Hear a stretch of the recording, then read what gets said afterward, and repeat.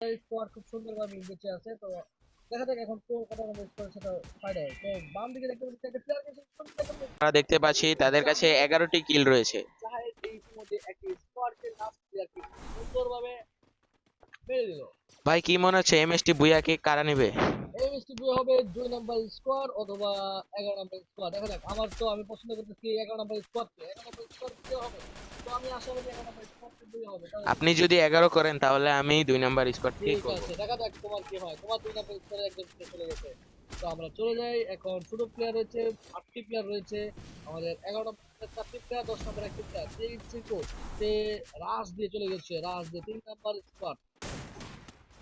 তার সে উচিত অনেক নক এভাবে আউট। রাজ দেওয়া। 11 নম্বর প্লেয়ার রয়েছে এখন। দেখা যাক 3 ভার্সেস 4 কি হয়।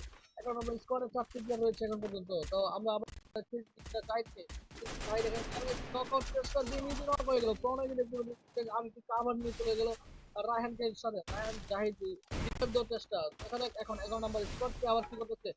আবার এলি একটি নক, আরেকটি নক, বইয়া 11 নম্বর স্কোয়াড, বইয়া বইয়া বইয়া সুন্দর লাস্ট ফাইট ছিল।